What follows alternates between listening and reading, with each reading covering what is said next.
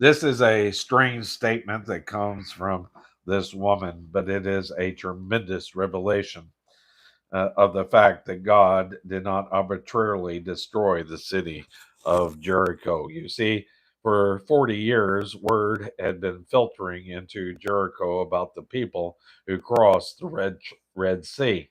In other words, Rahab said, it was 40 years ago when we heard about that, and I, for one, believed.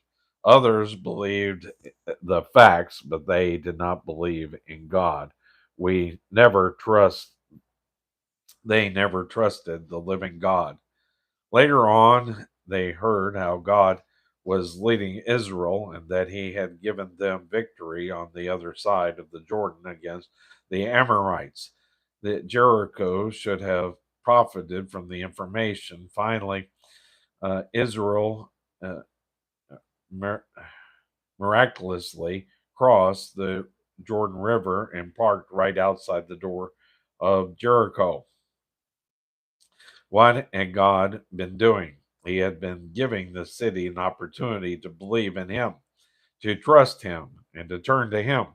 I think it should be obvious to anyone if God saved this harlot who believed in Him, He would have saved the mayor of Jericho and He would have saved anyone in the city if He had trusted Him as this woman trusted Him.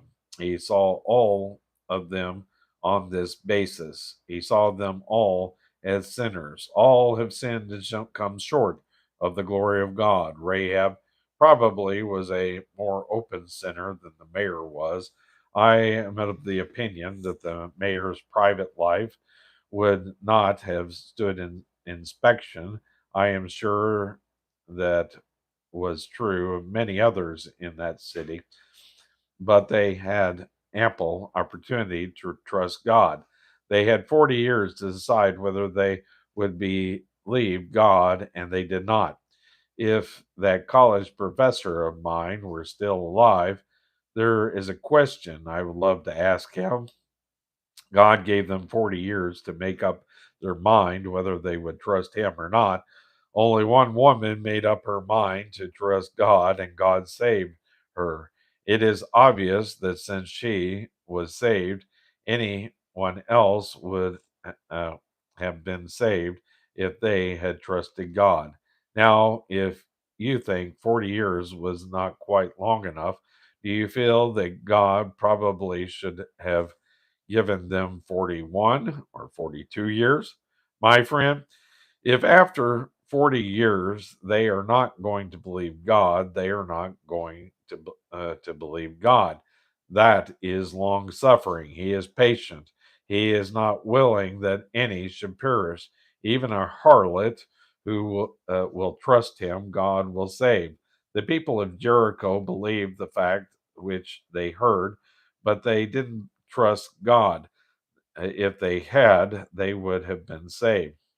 Now, when this woman evidenced that she believed God by asking the spies to save her when they took the city, she took a step of faith, and in that step of faith, she risked her life. Her faith began to move. Faith goes into action.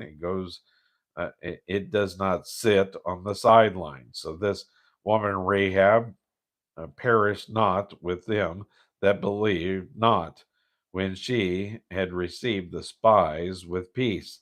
Faith cometh by hearing, and hearing by the word of God. We have heard that God has done what God has done through you, and we believe it, she said.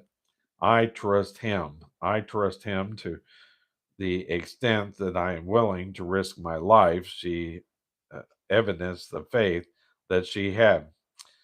We see in the woman Rahab the wonder of faith.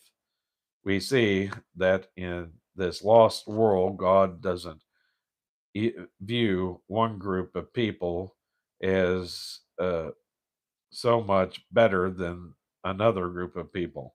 God sees us all as sinners, and when anyone will turn to Him, God will save him. how wonderful he is.